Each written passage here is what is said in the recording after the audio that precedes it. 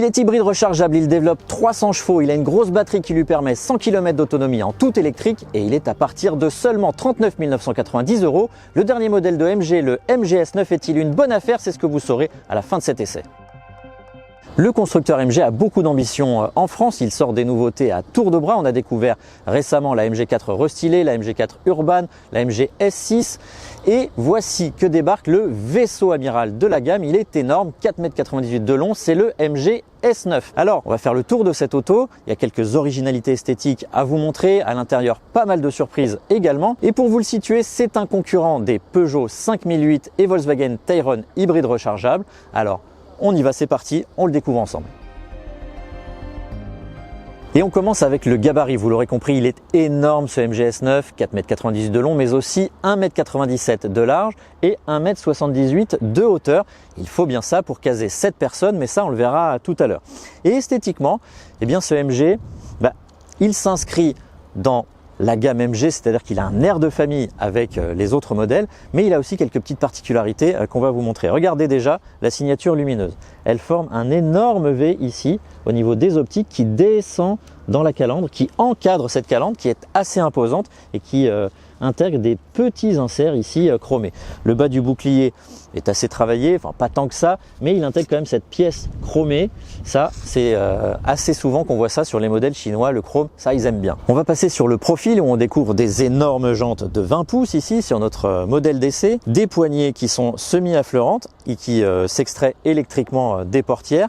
On a aussi des petits détails esthétiques qui moi me font penser au modèle de chez Cupra. Regardez, on a cette ligne là sur l'aile avant.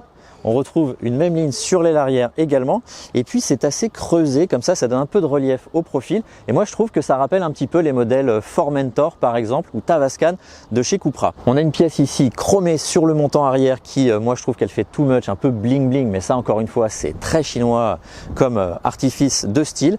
Et on arrive sur une partie arrière assez classique où les feux sont reliés par un bandeau lumineux avec un bouclier lui un peu travaillé quand même et qui intègre des fausses sorties d'échappement chromées alors que le véritable échappement lui est planqué sous le bouclier. En tout cas je trouve qu'esthétiquement il ne choquera personne ce MG S9. Alors il ne provoquera pas non plus de coup de cœur, ça c'est sûr, mais personne ne se dira en signant le bon de commande je l'ai pas acheté parce qu'il était moche. Et d'ailleurs qu'est-ce que vous en pensez? Vous dites-le nous dans les commentaires et n'oubliez pas à cette occasion de vous abonner à notre chaîne YouTube qui compte désormais 302 000 abonnés, de cliquer sur la cloche pour recevoir une notification dès que nous publions une nouvelle vidéo.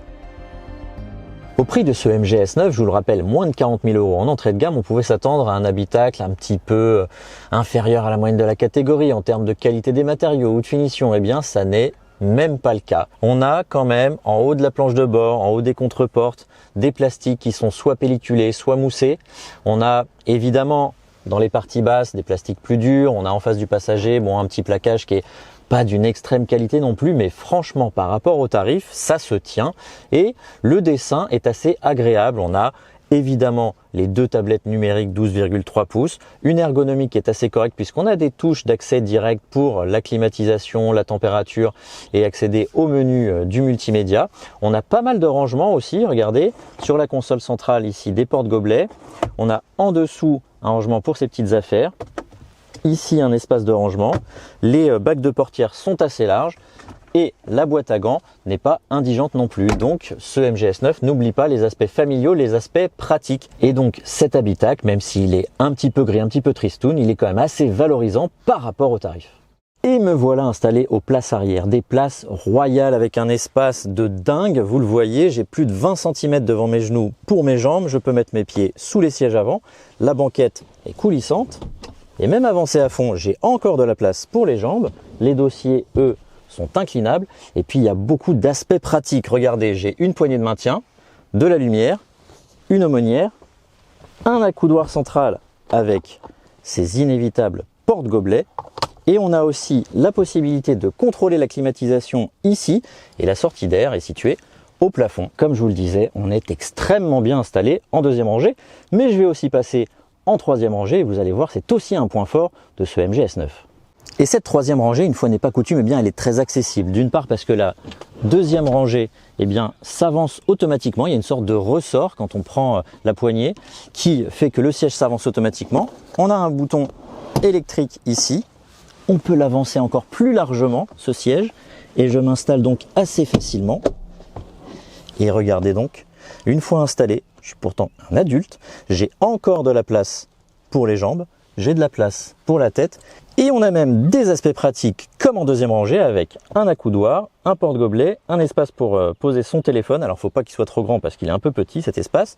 On a une prise USB, de la lumière au plafond et également une buse d'aération ici sur cette dernière rangée. Donc on va voyager très confortablement. Pas seulement quand on est un enfant, même quand on est un adulte, et ça n'est pas le cas chez les concurrents 5008 et Tayron. Il faut dire qu'ils sont un petit peu plus courts, d'une quinzaine de centimètres. C'est l'avantage d'avoir 5 mètres de long. Enfin, dernier bon point, les volumes de coffre en configuration. 7 places, il reste déjà 332 litres de volume. Lorsque l'on rabat la troisième rangée, le volume grimpe à 557 litres, ça c'est le chiffre officiel, mais visuellement, on a vraiment l'impression qu'il y en a beaucoup plus. Enfin, lorsque toutes les banquettes sont rabattues, nous avons plus de 2 mètres cubes à disposition, précisément 2093 litres. Côté équipement et même en entrée de gamme confort, le MG S9 affiche une dotation particulièrement complète. Attention, la liste est longue. En plus des fonctions de sécurité et des aides à la conduite obligatoires aujourd'hui, il dispose du double écran numérique de 12,3 pouces, de l'éclairage d'ambiance, des caméras à 360 degrés, d'une climatisation automatique trizone, d'un toit panoramique ouvrant ainsi que des sièges électriques et chauffants. La sélection des modes de conduite est disponible, le système V2L qui permet de charger ou d'utiliser des appareils électriques avec l'énergie de la batterie aussi. Il dispose de jantes alliage de 20 pouces et du haillon électrique. La connectivité Apple CarPlay et Android Auto sans fil est bien sûr de la partie. À dotation presque équivalente puisque certains équipements sont indisponibles chez lui, un Peugeot 5008 coûte 7000 € de plus. La finition premium ajoute contre 2000 € les sièges ventilés et massants, le haillon électrique mais avec ouverture main libre, le système audio Bose et les rétroviseurs électriques à mémoire. Dans tous les cas, on trouve bien sûr de série la recharge par induction, les prises USB-C pour recharger ses appareils et les 7 places. Sous le capot, on trouve un ensemble hybride rechargeable à base d'un 4 cylindres 1,5 litre turbo de 143 chevaux. Ce dernier sert surtout de générateur pour recharger la batterie, mais il peut aussi dans certains cas seconder le moteur électrique qui lui développe 231 chevaux. Au cumul, on dispose de 299 chevaux et 390 Nm de couple. Les performances annoncées sont bien modestes par rapport à la puissance officielle, avec un 0 à 100 en 9,6 secondes. Un 5008 hybride rechargeable de 225 chevaux seulement annonce par exemple 8,3 secondes. En mode 100% électrique, MG annonce une autonomie de 100 km sur parcours mixte grâce à une batterie de 24,7 kWh de capacité, ce qui est confortable. Elle se recharge à 11 kW de puissance en environ 2h30 et en 7h30 sur une prise renforcée 3,7 kW. Alors qu'est-ce que ça donne concrètement ce système hybride et volant en main dans ce MG S9? Alors je vais commencer par les points faibles. C'est premièrement le gabarit, il faut faire très attention, c'est un véhicule qui est long, qui est large. Sur les petites routes de notre essai ici en Normandie, et quand on croise un utilitaire ou un camion, il faut être particulièrement attentif. Surtout qu'il y a des petits angles morts au niveau de la face avant, on voit pas trop bien où sont les coins et on se sert des rétros et c'est aussi très utile d'avoir les caméras à 360 degrés pour les manœuvres. Ensuite, autre gros défaut, ça va être la décorrélation entre le niveau de puissance annoncé par MG et les sensations de conduite. 299 chevaux, ça c'est sur le papier, mais à la conduite, on les a pratiquement jamais. Ça c'est inhérent au système hybride qui est utilisé par le constructeur, avec un moteur thermique qui ne vient en soutien de l'électrique que dans certaines situations, et donc la puissance cumulée, on l'a pratiquement jamais. Ceci dit, en conduite normale, ça pose pas trop de problèmes. On n'a pas l'impression de manquer de puissance quand on veut doubler, dépasser. Mais c'est juste que quand on a 300 chevaux, on s'attend à être un petit peu collé au siège de temps en temps.